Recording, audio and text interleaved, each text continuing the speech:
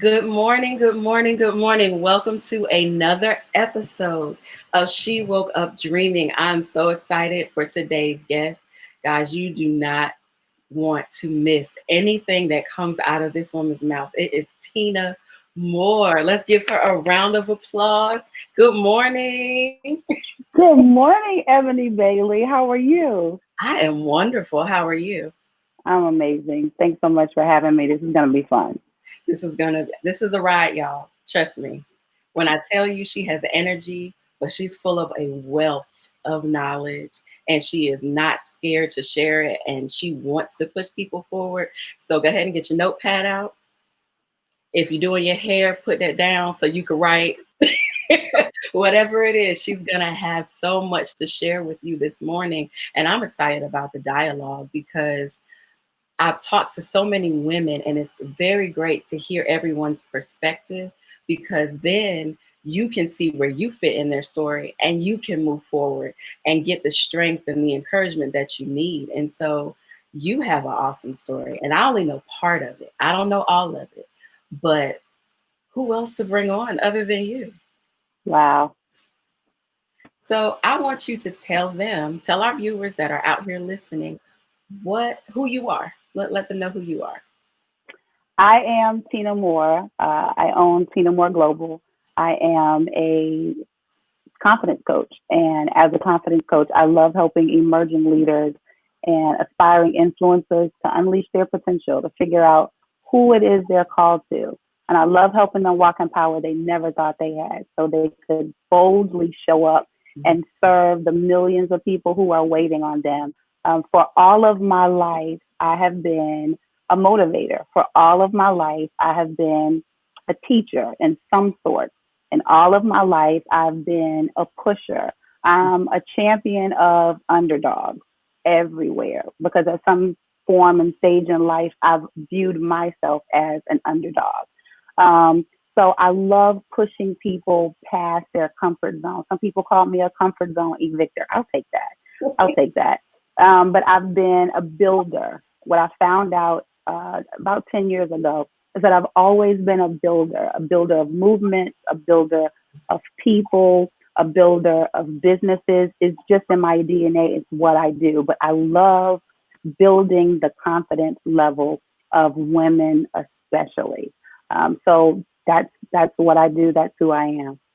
And you do it in so many different facets because I think the very first time I encountered you, you were exercising Yeah. and you were leading these big movements. And it was what, dancing with Tina B, was it that? Dancing to Shape was the name of the company. Yeah, at that time, a lot of people in the fitness industry knew me as Tina B.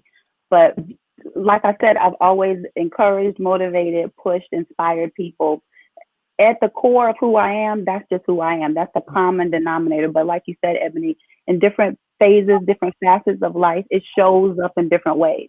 So the chapter you walked in on was Dancing to Shape. Mm-hmm. And it was motivating primarily African American women to take care of themselves, to move, to make it fun, and to focus on them, not husbands, kids, ministry, community, everything else, but focus on them. Yeah. So that was fun. That was a fun stage.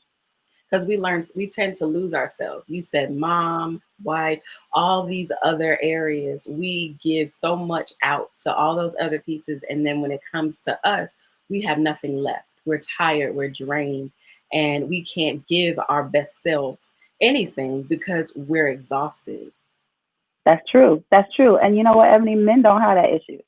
Men take care of themselves and they don't feel bad doing it. So when No. we're stressed, when we're stretched, when we're doing everything for everybody else, and you look at your husband, he's like, "Yeah, I'm going to play golf. Yeah, I'm going to hang out." You're like, "How you going? What you mean?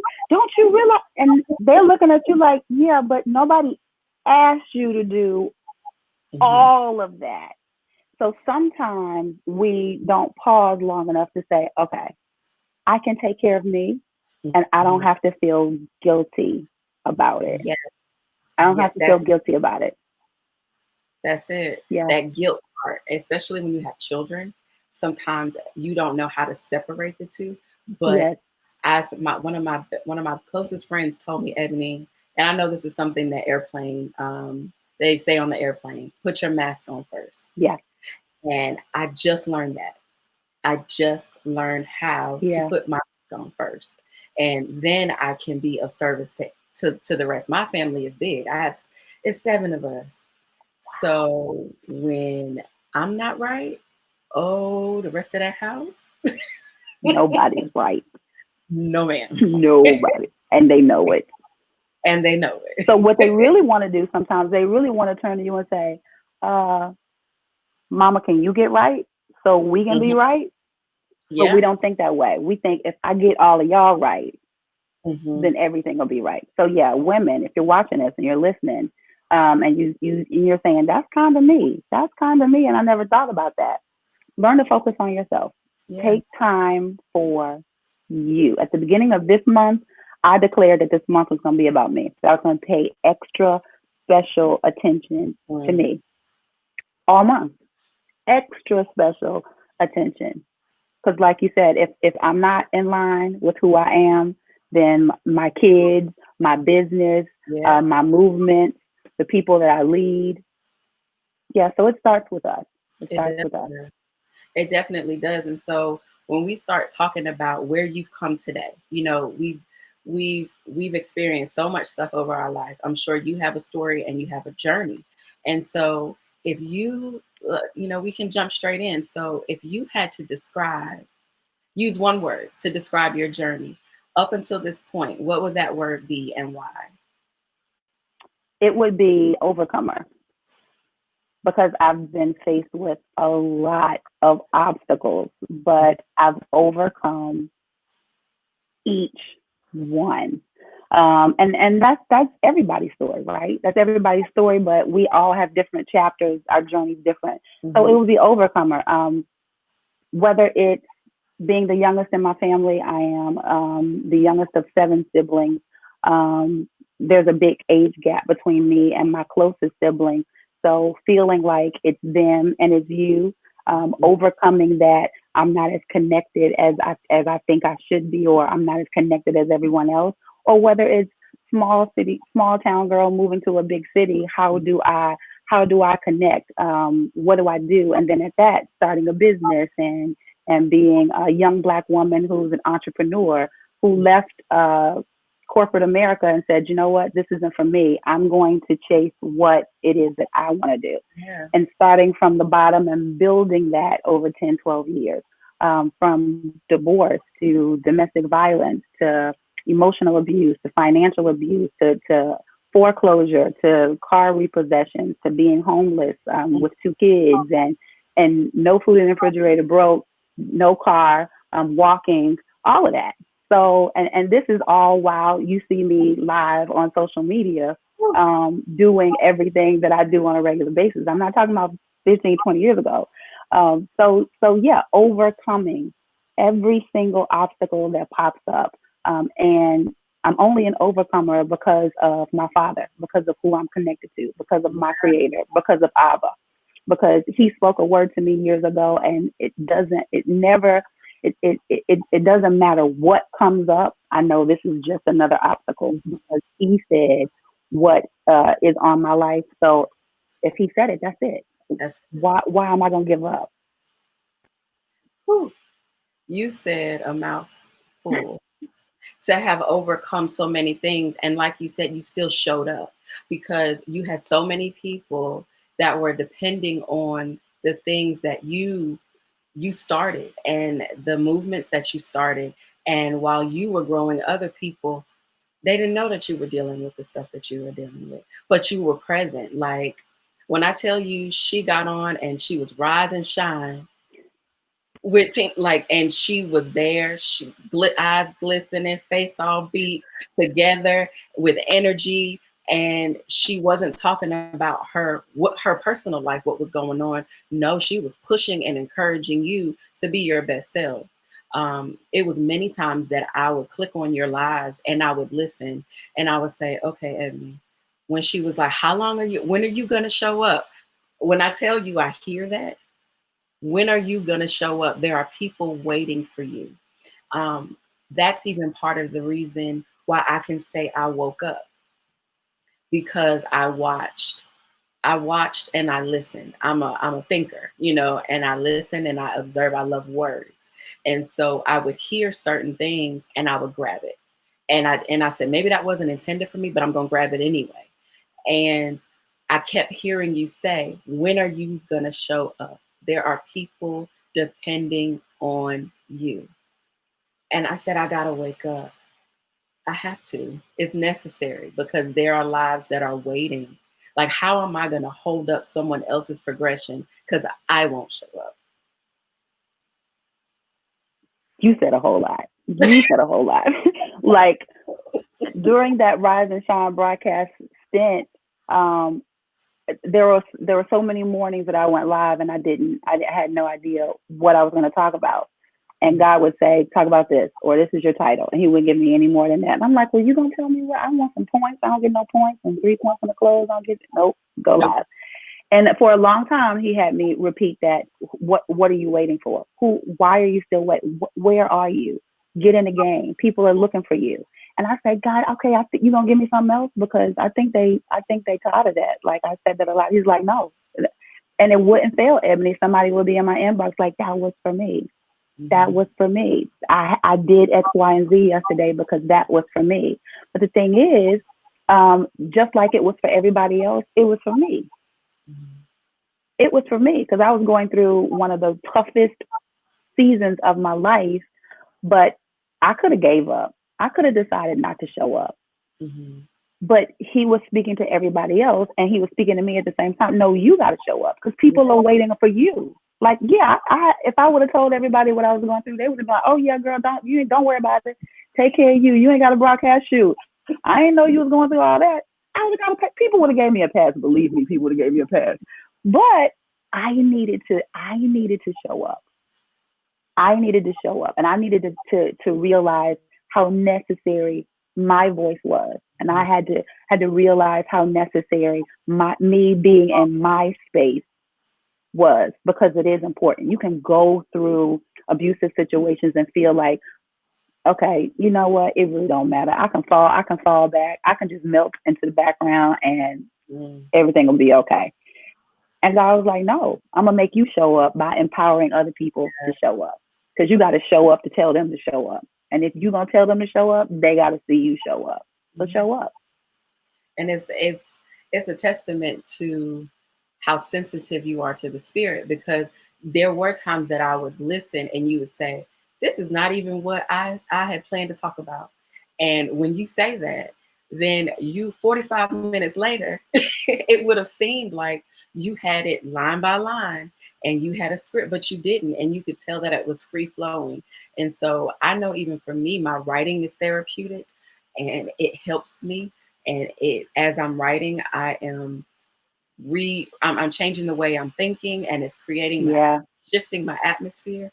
And so I could tell even in the moments that you would speak and deliver that it was shifting something with you as well. And so we have to realize that, yes, we are called to step in our calling, but also we're developing while it's happening. We're developing while it's happening. That's exactly what I just heard while you were talking, Ebony. The fact that you would say developing, that's exactly what I just heard. That he will use the assignment that he's given you not only to bless people, but to stretch and develop you. Yes. He will, I'm going to say that again. He will use the assignment that he gives you to bless people, but in the midst of him blessing other people, he will stretch and develop you. But that only happens when you yield. That only happens when you show up. That only happens when you go with no agenda and say, okay, I don't know what you want to do, but I'm gonna show up and I'm gonna trust you enough that when I get out here that you got me. I got three notes just in case, but yeah, and that's what he did, just in case. But that's what he did in broadcasting, in going live. The prophetic just started to flow, and it's like, okay, so not boxing God in to say, okay, give me my prophetic development and my prophetic training over here in this class with such and such and such and such and Yeah. such. I'm not open for it here because this is this. Like, no, you have no idea how he's going to use you and why he's telling you to step forward, why he's telling you to show up, why he's telling you to start a broadcast, start a podcast, why he's telling you, why he keeps nudging you to write a book, why he keeps telling you go ahead and speak, why he keeps telling you get that certification so you can coach, why he keeps telling you get your real estate license, whatever it is. And you're like, but that doesn't really make sense. And I thought God was going to do this. And I really needed, he knows exactly what he's doing. He knows Hmm. exactly what he's doing. Just yield and be open and show up and give him something to work with. So when you show up, that's a testament to you waking up, right? Yes. So when did you wake up? Like, was it a person? Was it a situation that caused you to wake up? What woke you up and said, okay, now it's time for me to walk in my purpose? I've, I've been thinking about this, and I can honestly say I don't remember there being a particular time when I woke up. What I do, and I shared this at the beginning, what I do is who I am. Hmm. So at the core of me is teaching, is building, is motivating, is inspiring. And like you said, I do it in a lot of different ways, Yeah. but at the core, that's what I do. So as far back as I can remember, whether it's been recording videos. You may be too young to remember this, Ebony. Recording videos, VCR with record and pause on, and then when a video, this is when they dance in videos, y'all. And then when the video came on, you hit pause and it will record, and then right at the last round, okay. So I would do that, right? And I would go back and learn the choreography, and then I would go to school and recess. I would teach all my friends the choreography to dances. So if it was Salt and Pepper Push It or Michael Jackson Thriller or whatever, I was always learning, and then I would be the one to teach it. I was an early adopter.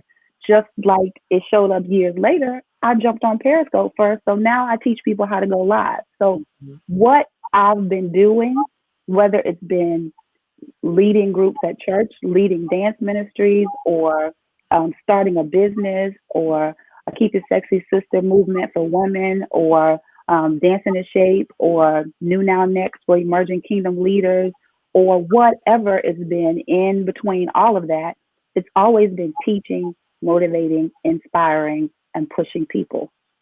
Hmm. So I can't think of one instance when I said this is when the light bulb came on for me. When I realized I'm comfortable, I'm in my zone doing what I do. I just kept doing it, and Yeah. then the more that I did it, other opportunities showed up for me to do it in different ways. Same thing, but other opportunities showed up for me to do it in different ways, and it felt good. It Hmm. felt right. I didn't have to push it. I didn't have to. I didn't have to pry. I didn't have to prod. It just felt right, and it felt right because at the core, that's who I am. That's what I do. And I want to end by saying this. I used to get so frustrated with God. I was like, God, why you always give me raw material? Like, why do you always expect me to start something from the beginning? Why you always give me ideas? Because I'm looking at these other people and they just get handed stuff and they could take it and run with it, right? They can build off of what somebody else has already done, has already started. So I'm like, why don't you ever do that to me? And it Because you're wasn't, a trailblazer. yes. And it wasn't until my pastor said, hey, I'm having this conference and I want you to come the day that we talk about apostles. And I was like, Like, who are you talking? you, you, you want me to come what? I want you to come the day we talk about apostles and I want you to sit in. That was the day that I said, God, I'm sorry. I'm sorry. I'm sorry. I'm sorry for being so frustrated with you because you give me raw materials because I have an apostolic way of doing things, because I'm a builder. You And establish. that's what builders do. they build. They see a need. They're like, that's not there. Nothing exists, but I got an idea. Let's build this. Ah, okay. People are struggling with this. There's nothing there that's going to fill in it. Let's start this. And that's when that's when the light came on for me giving language. Got you. That was the long way around answering that question. That was the first time that I had language for my purpose, for what I do. And then it caused me not to be frustrated the next time I got an assignment because I was like, oh, I'm a builder. He's not gonna give me. He's not gonna give me anything ready made. It's going to be raw materials.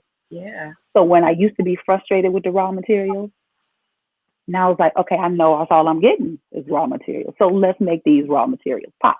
I might as well get used to it because he's Let's gonna do. keep giving it to me. So He gonna change his mind. I need to change mine. you need to just get with the program. He said, "Now this is who you are." And Yes, so the thing I love about God is even when we don't see it, He still keeps putting those opportunities in front of us until that light bulb goes off, yes, and we allow ourselves to see what He sees. Um, yeah, we give ourselves permission to be who He's called us to be, and yeah, it's hard sometimes when, well, I won't say hard, I'll say challenging. Um, when you may think, I don't have that, or I don't know how to do. But that's where we have to understand if we are truly kingdom and we believe God that He's already equipped us with those things. Now we just have to say, God, if I need to develop this, can you please put me in the right room or connect me with the right people to develop this gift that you've already given me? yes. That's good. Yeah, so I know that you didn't know that you were helping develop stuff in me because I watch. I really watch. I watch, and I'm not the person that has to learn by. I can learn by other people's example. Like I don't have to get a whooping. Just Praise the Lord. I don't have to. I could just watch. Praise the Lord. So That's I good. watched and I paid attention and I said, okay, God, even with you have to understand sometimes you get access to people. And I'm starting to realize that when he gives you access and he exposes you to people and they're within arm's reach, it's a reason. God Mm-hmm. is strategic. Yeah, He's very strategic at what he does. And so if you pay attention, you'll grab every piece that you need from the people and even the situations that you're put in. And that's so good. you can be your best self. Mm-hmm. So I want you to help these ladies or men out here because I've been doing this, and then the very first time one of my friends texted me, he was like, he woke up dreaming too. I said, okay, I'm sorry. Okay. Okay. I said, okay, I'm sorry. Okay, you can dream too. The Lord told me to say she woke up, but Okay. you can dream too. Yes, So sir. I'll say our viewers. Yes. So have you heard of sleep paralysis? Yes. Okay, so you know where I'm going with this. Yes. Um, so I want you to give our viewers two practical tips that worked for you that helped you overcome sleep paralysis, which is essentially fear. And you started to walk um, differently in your calling and in your purpose. That is a good question. And let me start by saying I hate sleep paralysis. Whew. I've experienced it so many times and it's so frustrating. Hmm. At first, it was so scary. And you wake up panting and wondering, okay, what happened? Hmm. And I love the correlation between the two of sleep paralysis and then waking up from your fear. Yeah. I think the first example of me waking up from fear was I was in an abusive marriage and I left. I remember the date. I remember the date. Mhm. It was April 15th, 20. I can't remember the year, but I remember the date was April 15th, and I left. And walking out with my two kids gave me the breath of fresh. Now I didn't know where I was going, Mhm. But it's time to go. and I didn't have no money um, because manipulation is a real thing. Hmm. And narcissism is a real thing. But when I left, when I walked out, and nothing stopped. Like all the lies that you're being said, that this will never go this way and this will never go that way and this won't happen, and all the word curses that are spoken over you, when you break free from that and you realize that that is not your reality, that those are just um, word curses, that is just a manipulation tactic to keep you here and available for more verbal abuse, then leaving and separating yourself from that, I said, okay, no, I'm gonna be honest. I was like, girl, God, I don't want to be the domestic violence girl. Like, I don't want to be, I don't want, he was like, well, you don't get to say what you want to be. And you don't get to say, yeah, you know, that's how he talked to me. You don't get to say what you want to be.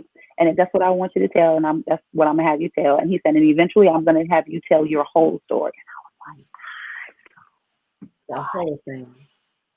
But walking away and God still providing, walking away and life not being worse, but getting better, is when I said, okay, that fear is broken. That fear of I, if I stay or if I leave, and there are a lot of women who are watching this who are probably in that situation right now. Mm-hmm. But that whole mind control, breaking free from that was like, if you can do that, you can do anything.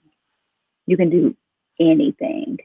Um, the other fear, breaking away from fear, I believe would have been when I did the New Now Next experience in Raleigh, North Carolina. It was amazing, and people flew in from 14 different states to come to an event that had never happened before.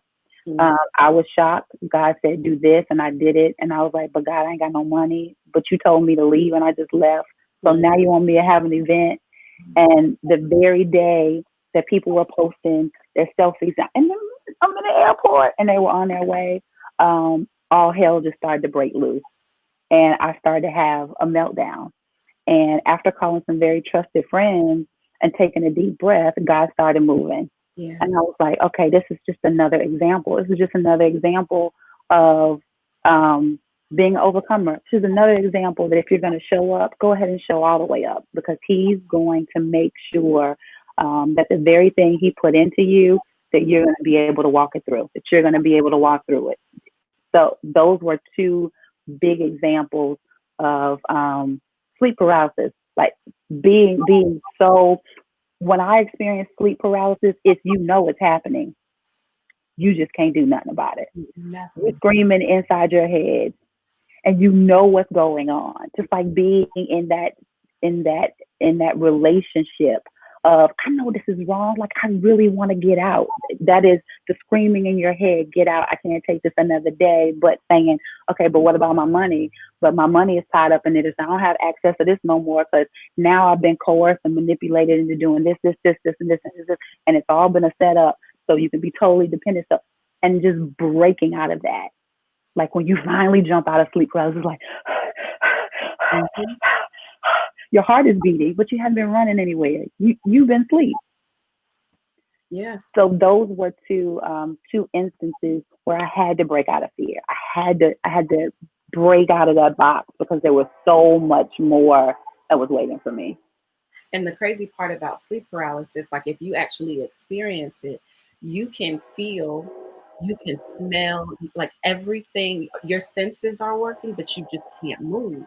And so if something is coming at you, if something's dropping on you, if anything, you can't react. And so when we're fearful and we don't believe that we can do the things that God has told us to do, we stop in our tracks and we allow things to happen to us.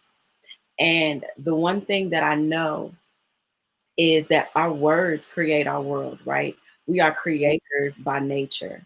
And so when sleep paralysis tries to overtake you, use your mouth, you know, use the tool that was used to create this earth. You know, Yes, we are given the same thing. We can create, and we can speak those things that are not as though they were. We can decree and declare things. We can shift an atmosphere, but we first have to believe that we can, and we can't do that sleeping on ourselves. at all. that awakening that we're supposed to have is not necessarily just to your dreams and into whatever your calling is. You can't do that until you first awaken to the knowledge of who Christ is. Then you realize the greater one's on the inside of me. Now I'm empowered. And so if I walk in the room, he's walking in with me. Can nothing come Every against time. me because he's with me. I Yes, belong in every room that he allows me to walk in. I can sit at any table that he allows me to sit at. Earlier in one another episode, I spoke with one of the girls and I was like, and stop giving your seat to other people. Like, I'm not gonna pull the chair out and let somebody else sit in my seat. That's mine. And so when you wake up, you'll stop doing stuff like that. absolutely. Absolutely. When it almost costs you your life for your seat, Mm-mm. you don't give it up so easily to people because you see that as being polite, because you Hmm. see that as being nice. No, No, that's your seat. yeah, it cost me something. It It cost cost me everything. Yes, yes, yes. And so, if you had to give us three things, three things that if you had not woken up from, if you did not wake up from these things, you would not be able to be effective in what you do. You had to wake up from it and you had to separate yourself from those things so that you could be Tina and show up today. What would those be? That's a really good. All these questions are good. It's a really good question. First would be, think of the order. First would be limiting beliefs. Hmm. First, as it relates to me, I don't know if I can. I didn't finish. I didn't finish college, Me, so don't I need a degree for that? yeah. Don't I need a certification for that? But I dropped out. But what if? But all of them have self-limiting beliefs, believing that there's no way that I could, or I don't have enough X, Y, Z to do that, Hmm. or they're not gonna hear it from me.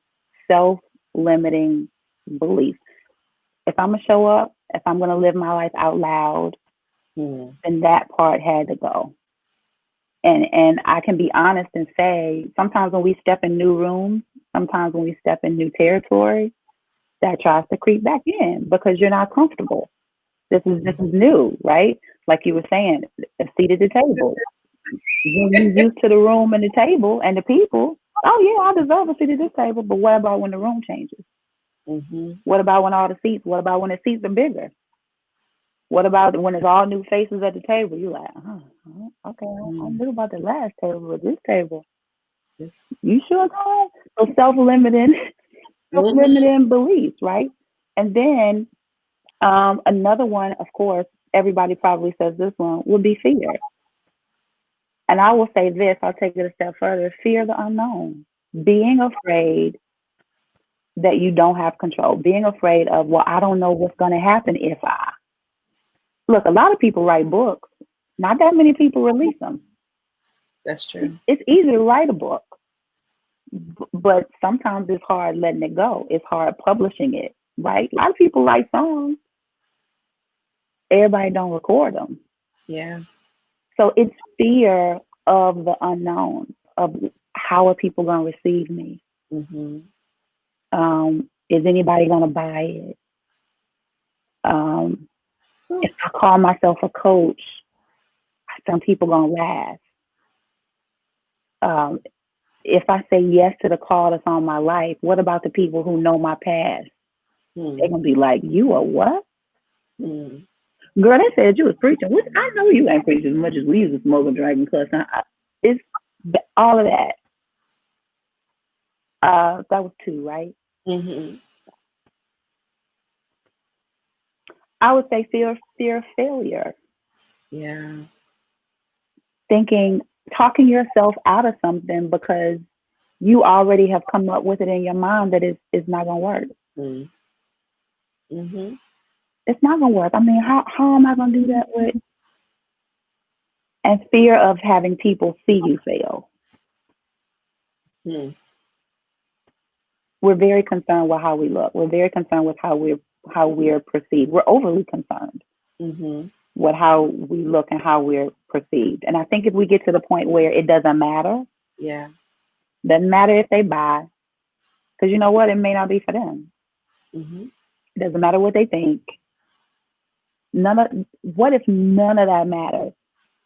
What if you took all of that off the table? Would you still show up? Would you still press forward? Would you do what God is telling you to do quickly? That's the thing. That's the part because I talk about this sometimes. I remember, and it's something so simple. I remember being in a rehearsal years ago. Like I was in a choir years ago. I was probably like 21. In the choir, standing on stage. We were rehearsing and rehearsing. During rehearsal, it was just worship. Like we didn't even get to rehearse, and we were all standing on stage. And I heard in my spirit, "Go off the platform and walk around and pray." And I look. I'm like, everybody's up here. Uh-uh. I said, I can't. Mm-mm-mm. And what did I do? I stayed in that spot. The person beside me got walked down and started walking around the sanctuary, started praying. I said, okay. Then I hear, kneel down before me. There were chairs on the platform. Kneel down before me and pray. I, s- I stood there again. The person on the opposite side of me walked away and kneeled down. And I said, okay. And I promise you, I will never forget it. Um, right after that, I heard, as quickly as I told you to do something and you don't do it, I'll find another willing vessel to do it. And I said, okay, God, no, not again. No more. I don't want, if I was your first choice, Oh, I don't want you to have to go with option B because I won't. oh, And so I have to remind myself because I can to this day see exactly what was happening. Like I'm just a fly on the wall watching. I mean, how crazy is that? The person to the right of me, the person to the left of me, actually going and doing exactly what he told me to do. And I said, that's something small. And that wouldn't have cost me anything. I was mm-mm. concerned about what it looked like. Yes, And so we have to stop worrying because that right there paralyzes you, being so worried about the opinions of others and what they will say or how they will receive it. Don't worry about them. Don't worry don't about them worry about them. because what if I was the one that was supposed to start walking and then everybody else realized it's time to, what if I was supposed to set that in the motion and I didn't because of fear? I got paralyzed. I was Yeah, too concerned and God doesn't want us to think like you hear the story about Peter walking on the water. God didn't say, Peter, come. He just said, come. Peter obeyed. The rest of them could have came. They could have stepped, but it was that instant obedience, and we got to start instantly obeying and stop trying to rationalize and process. We don't always have time to process. I gotta pray about it, girl. I gotta pray about it. No, you don't. You gotta be obedient. Like Yeah, what you God told you to do something. Who are you praying to? exactly. He's already confirmed his word. He doesn't need to do it 3 and 4 times. You don't need no second opinion, third opinion, fourth opinion. It's already done. And so we have to learn that if he has even given you that, he's trusted you with something that he knows that you can communicate and effectively communicate. And if you don't do it, now he'll give you a little grace, he'll give you a little time to get yourself together. But if you take too long, there is someone else that's waiting, saying, use me, Lord. And he's okay, here, do this. So Exactly. we got to be obedient. I love it. Quickly. We got Obey quickly. quickly, quickly, quickly, because it's necessary. It is. It's necessary. And so I love the fact that you have children Yes. and you have a boy and a girl. Yes. And so I like that you said earlier you had to leave from a situation that wasn't safe, basically. Yes. And so you set an example for your children to follow, even if they didn't quite understand it at the time. Yes. They left with mommy. Yes. And so now they're seeing you establish so many different things that you could be proud of. And I know that you love your children. I Yes. know you love your children. And I know that you speak well over them, because if you teach the people like us that's out here the way you do, I know your household is blessed. And so this is a great way to segue into my favorite part of the episode. So speak in life, right? Learning how to encourage yourself. I'm sure you've talked to Grayson and said, this is what you do. You look at yourself in the mirror and you tell yourself you're beautiful. You tell yourself you're strong. You tell yourself you're enough. You tell her that she can speak to herself. She'll need another man to give it to her. You're the That's right. confidence coach. So I know you instilling your child with confidence. So this is what I want you to do. My favorite exercise is this mirror exercise. And so I want you to look into the camera. You're about to set the tone for everybody's day. You're about to walk on the biggest stage you have ever walked on. The call you've been waiting for has happened. The the book deal you've been waiting for, it's here. You got to go and communicate that to this big room of executives. And you have to give yourself a pep talk. You got to look at yourself in the mirror and tell yourself what is about to happen and who you are. Nobody else in there with you. So I want you to look into this camera and I want you to tell us, don't tell it, we're going to be flies on your wall. Encourage yourself, okay? Encourage yourself. Yes, encourage yourself. And we're going to take that encouragement and use that as we go throughout our day today. You ready? I'm ready to hear what I'm you ready. say. I'm I'm ready. ready. Hey, bring it. Okay. Bathroom mirror. Ready? This is me talking to me. Tina, never forget who you are. Mhm. Remember every situation you've been through? I mean, come on, really. Let's think about high school. Let's think about college. Let's think about the tough times when you were in your 20s, in your 30s. Let's think about failure. Let's think about every single thing that was an obstacle and a hurdle. And look at you. You're still here. You're still here. Not only are you still here, you're thriving. And the wonderful thing is, the best is yet to come. Like the highest peak on the mountain that you've seen so far is going to be the lowest point as you get to where you're going. Yeah. So there are doors that are opening for you that you didn't even ask for. There are people waiting to connect with you that you had no idea exist, but they know about you. There are struggles that you've overcome that you will never experience again. Mhm. The people that have been chasing you, like in the Old Testament, you will never see them again. There's nothing but victory waiting ahead for you. And it's your time. Mhm. It's your time. This is what you've been waiting for. This is what you cried for. This is what you prayed for. Today, there, the possibilities for you are endless. So don't miss one moment. Don't procrastinate. Don't say you'll do it later. Live in every second of today and feel each victory. Feel each victory. Breathe through each victory. Celebrate. Mhm. Take time and pause and celebrate this moment. Because there were times when you didn't feel like you feel right now. So don't rush through today. Woo. Take it all in, every second of it, because you deserve it. And there's so much more that's waiting for you.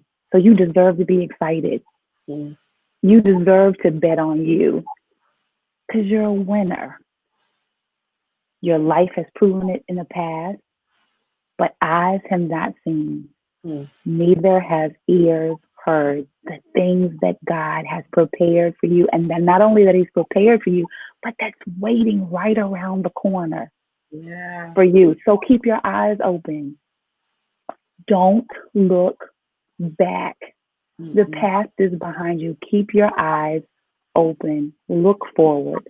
Press forward. Push forward.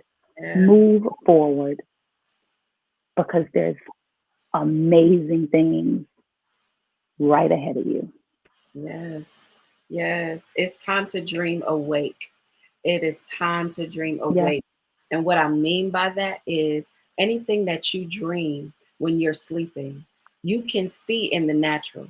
Don't allow sleep paralysis to get you when you wake up and open your eyes. When you wake up, get out the bed and go yes, forward. Don't allow anything to stop you. And I love what you said, Tina, about enjoying the moment. Sometimes yes, rush through the day. Don't rush through the day. Appreciate every moment that God has afforded you today. Show gratitude for that and watch how He blesses you even more. I'm charged. I don't know about you. This was an awesome conversation. I'm charged because you got to understand that you can go through so much in life and for such a time as this, you needed every single scar, every single tear. You need each and everything to make you who you are today so that you can be effective in your call, so that you can stand and you understand the different facets of Christ and you can turn it. And every time you turn it, you see something different. So now you can identify with him as being a provider, a healer, a mind stabilizer. You can identify with all those different things because he's shown that to you and he's been faithful over the years. And so I thank you so much today for sharing your story because somebody can grab a hold to it and then they can say, if she can do that and she can show up with a smile on her face and still have had all the things that she's even shared, and I'm sure she shared this much right here of her story. So, like this much. You can barely see between that. But I'm sure she shared that much. But that gave you hope, that gave you assurance that Christ is who he says he is. And if he said he's a mind stabilizer and that he will do and he will keep you, he will keep your mind at perfect peace if you keep your mind stayed on him. That's what she did. That's how she could get through the situations in life that she got through, can stand victorious and smile and talk about them, smile and encourage you. So I want to say again, thank you so much. Let our viewers know how to find you and connect with you on social media, sure. whatever. Sure. And Ebony, thank you so much for sharing your platform and your audience with me. I really appreciate it. I don't take that for granted at all. And if you'd like to connect with me, you can do so. Visit me at my online home at tinamore.global. And be sure to follow me on all social media platforms. You can find me everywhere at Tina Moore Global. Yes. She does great things and when I say she starts movement, she really does. So go ahead and tune in. She offers, and she didn't talk about herself. She offers trainings. She's a coach. She can teach you how to go. Now, trust me, you don't like to talk and you don't like to go live. She can give you tips and tools to do that effectively. And she's very personable. She is one of the most loving people I have encountered. So trust me, she's gonna meet you with open arms, but she's gonna make sure you do what you're supposed to do. Now, when I say she's a coach, she's gonna coach you into your destiny. Okay, trust me, I've watched it. Okay. But thank you again. Thank you so much. I'll put all her information in the bio. You can reach out to her. Like I said, she offers different things. Tune into her social media and you can see she does websites, she does graphics. When I say she does everything, she's her own little one-stop shop. So connect, okay? Connect. She is so worth the investment. I appreciate it. Thank you so much. Thank you. So much. And you all have an amazing day. Definitely tune into my social media to see who my very next guest is. But of course, they're going to be awesome. Like, look at her. Look at this. Look at her. Look at her. All having thank you. Thank you. I'm just so grateful that you said yes and that you thought enough to come and be a part of this because like I said, you don't realize it, but you were a pivotal part in my life for me to wake up and start walking into my calling because I kept hearing that voice saying the same thing over and over. Same thing over and over. So I had to respond. So thank you so much. You all have an amazing day. And remember to dream awake. Whatever you see in your dreams, you can see in the natural. Have an amazing day. Bye.